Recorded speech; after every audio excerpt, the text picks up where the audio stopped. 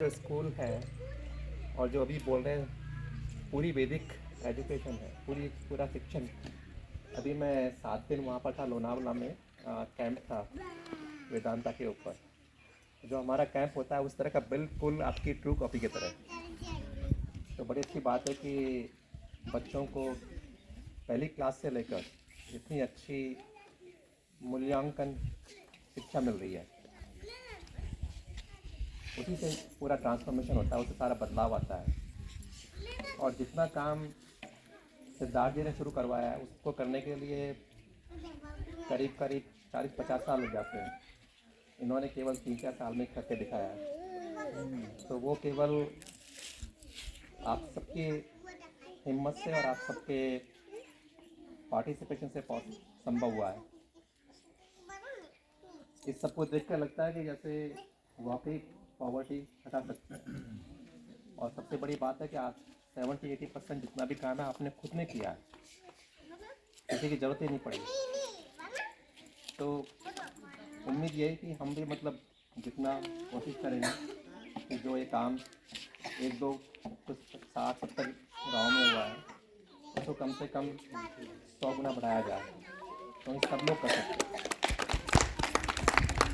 सब में इतनी हिम्मत है। यदि यहाँ पर हो सकता है तो सब जगह हो सकता है। तो आप लोगों ने जो किया है वो सबकी प्रेरणा बनेगा और उसका एक जैसे बोलते हैं ब्लूप्रिंट बनेगा, मतलब और लोग उसको फॉलो कर सकेंगे। तो हमारी कोशिश यही रही कि जितना सिद्धार्थ जी ने किया है यहाँ पर उसको कम से कम 100 गुना 1000 गुना बढ़ाया जाए, तब इनका काम का पूरा असर होगा। तो बहुत अच्छा लगा, बच्चों ने इतना अच्छा इतनी मेहनत करके हमको 2 नाटक दिखाए। उनकी टैलेंट देखने का मौका मिला, उनकी हिम्मत, उनकी काम, इतना हार्डवर्क। आज संडे है, हमेशा छुट्टी होती है आज तो, है ना? छुट्टी के दिन भी आप लोग आए, सब केवल हमको एक दिन में इतना सब कुछ दिखाया। बहुत बहुत आभारी आपके इतने काम के लिए और इतनी टाइम निकालने के लिए। बहुत कुछ सीखने को मिला। अब बहुत कुछ रिस्पॉन्सिबिलिटी भी है हमारी सब हेल्प करने के लिए। बहुत बहुत धन्यवाद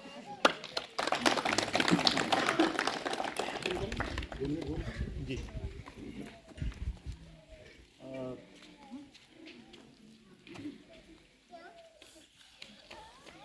सभी लोग बार बार ऐसे बैठ रहे हैं और मुझे मालूम है कि ऐसा बार बार बैठने से लोगों को भी लगता है कि क्या आ जाएं।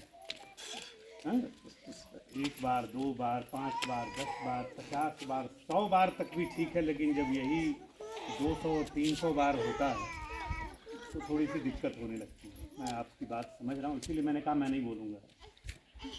दीदियाँ घर जाना चाह रही हैं, मुझे लग रहा है कोई खाना नहीं खाया होगा, कोई खाना बनाने की जिम्मेदारी होगी, कोई कहीं और आया होगा। तो मैं आप लोगों को छोड़ना चाहूँगा। बस मैं इतना बता दूँ कि हमारे साथ जो हमारे बाईं तरफ बैठे हैं रतन अग्रवाल जी, सही नाम ले रहा हूँ, मेरा परिचय उनको याद नहीं था। पहली बार उन्होंने मुझे फ़ोन किया। वो अमेरिका में रहते हैं और आज के दिन वो अमेरिका के नागरिक हैं, इंडिया से ही हैं। पढ़ लिख करके वहाँ गए, काम किया, तो काम करने के बाद धीरे धीरे बच्चे वहीं हुए, पढ़े लिखे वहीं होंगे, सेटल हो गए, तो अब वहीं की नागरिकता भी आ गई। लेकिन ये वे लोग हैं जिनको अपने देश की वर्तमान स्थिति देख करके दिल थोड़ा रोता है, खलता है। वो चाहते हैं कि अगर ये सब अमेरिका में हो सकता है, ये सब यूरोप में हो सकता है, तो सब हमारे देश में क्यों नहीं हो सकता है? हमारे देश के लोग क्यों भूखे रहें, क्यों बीमार रहें, क्यों कुपोषित रहें, क्यों अशिक्षित रहें, क्यों उनके पास कौशल विकास उनका ना हो, स्किल डेवलपमेंट ना हो, क्यों बेरोजगार है? तो इन लोगों ने एक संस्था बनाई है और ये उस संस्था के मुखिया हैं, चेयरमैन हैं। लगभग 3-4 महीने पहले जब पहली बार मुझे फ़ोन किए एक कॉमन मित्र के माध्यम से, तो उसके बाद पहले हमको सुने अकेले। आजकल सुन लेते हैं ना, ऐसी सुविधा हो गई है जूम पे, कोरोना के वजह से ये सब चीज़ें अब सामान्य हो गई हैं। उसके बाद इनका बोर्ड भी सुना, कई लोग उसमें बैठे थे, वो लोग भी सुने। तो 2 बार हम लोग बात कर चुके थे। तब इन्होंने आज के 2-3 महीने पहले मुझे बताया कि मैं आ रहा हूँ इंडिया, और इंडिया आने पे मैं आपके गांव आरा केरम आऊँगा, कि आपके गांव को देखूँ। और ये दिन तय हुआ 28 तारीख को 27 की शाम को आएंगे, 28 का पूरा दिन हमारे साथ रहेंगे और 28 की शाम को यहाँ से वापस चले जाएंगे। बेसिकली आए थे समझने के लिए, देखने के लिए कि किस तरीके से गांव में बहुत सारी समस्याएं हैं। काम करने वालों को पता ही नहीं चलता है कि समस्या का हल शुरू कहाँ से करें। तो जिसका मन में आता है, कोई शिक्षा से शुरू करता है, कोई स्वास्थ्य से शुरू करता है, कोई इको रेस्टोरेशन आजकल पौधा लगाने से शुरू करता है, कोई खेती ऑर्गेनिक फार्मिंग, नेचुरल फार्मिंग से शुरू करता है, कोई पोषण से शुरू करता है। जितने तरह की समस्याएं हैं उतने तरह के सरकार के विभाग और उतने तरह के NGO हैं जो काम करते हैं। और 75 साल में दोनों मिल करके इस देश का एक भी गांव ऐसा नहीं बना पाए जहाँ ये समस्याएं खत्म हो गई। क्यों? इसका कारण है, और इसका कारण मैंने आप लोगों के साथ काम करके देखा। एक समस्या दूसरे से जुड़ी हुई है, लेकिन उनको एक समस्या पे काम करते हैं, दूसरे पे काम करते नहीं है, तो जो ही छोड़ के चले जाते हैं। थोड़ी बहुत जो उनको सफलता मिली होती है 5-10 साल में, वो भी खत्म हो जाती है। तो इस पर आपके बहुत सारे प्रश्न हैं। मैंने बताया है कि जब दीदियाँ चली जाएंगी तो हम उस पर चर्चा करेंगे। और दीदियों का अटेंशन स्पान ऑलमोस्ट ख़त्म हो चुका है।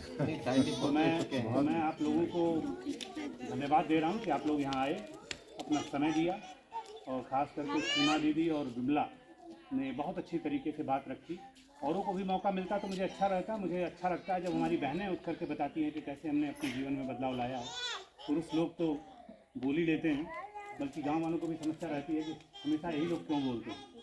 लेकिन अगर गांव की बहनें बोलती हैं तो मुझे लगता है किसी को समस्या नहीं होती है ना, लगता है वो सबके बारे में बोल रही हैं। ऐसा हमारी बहनों का, हमारी माताओं का ऐसा चरित्र है हमारे समाज में कि जब वो बोलती हैं तो उसको सर्वसमावेशी माना जाता है, लेकिन जब पुरुष बोलता है तो लगता है नहीं, इनको मौका मिला, हमको क्यों नहीं मिला। तो अगली बार से हम लोग कोशिश करेंगे कि हमारी बहनें और ज़्यादा बोलें।